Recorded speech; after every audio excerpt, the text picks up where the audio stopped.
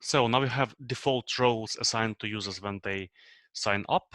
And now we're going to make it so that we can edit the user roles. For this, we are going to go to our users controller. So where is this controller? We go to controllers, users controller, and create a new action. It's going to be edit, def edit, and we are going to set our user. So it's going to be user find params ID. Okay. Now we are going to our roots.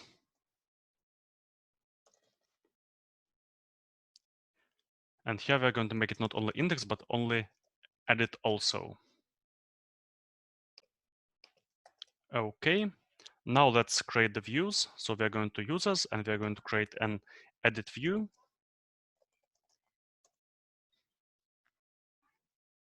And in the edit, we are going to add a form for editing our roles.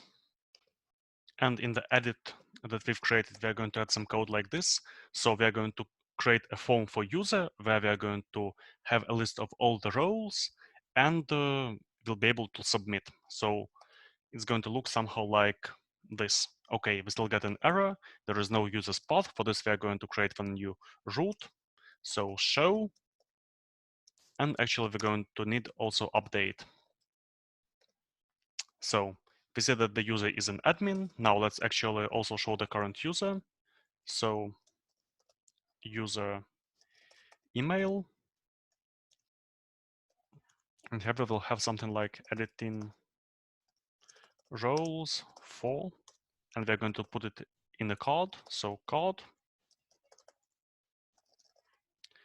header, card body, and card footer. So this is going to be in the header. This is going to be in the body. And this will be in the footer. Okay, looks a bit better. So let's try giving him a student role. The update action can't be found. We're going back to the user's controller. Def update. And here we're going to have something like this. Yes, something like this. So we're going to take the current user and update him with the user params, and we're going to redirect him to the user's path, and we'll have such a notice. Otherwise, if something doesn't work, we're going to render the edit action, and we'll also need to add the user params. So we'll add a private method, the one that we usually have for all our controllers in our scaffolds. So we're going to set the user, and we're going to have user params, and here we are only going to work with roles. So with the roles, it's going to look like this.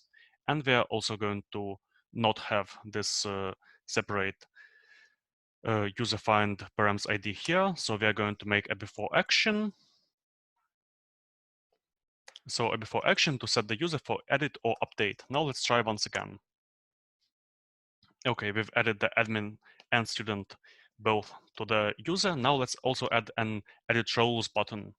So we go to our user and we'll have a link to edit roles, and it will be edit user path for this user.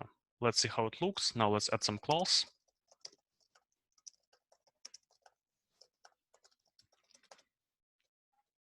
Okay, so we open this user, we open the other user. Let's make him only a teacher. So this example 2 is going to be only a teacher. Okay, it worked. Now I see that this notification doesn't work correctly. Let's see why.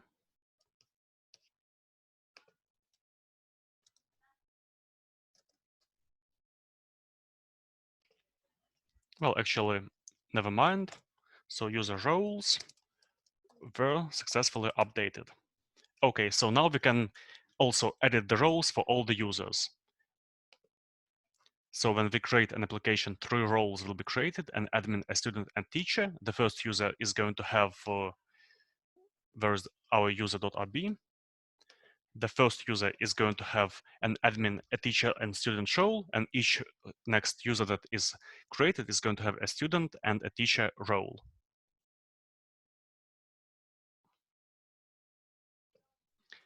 As well, we can edit the roles of the users. That's basically how the Rolify gem works in an ideal environment.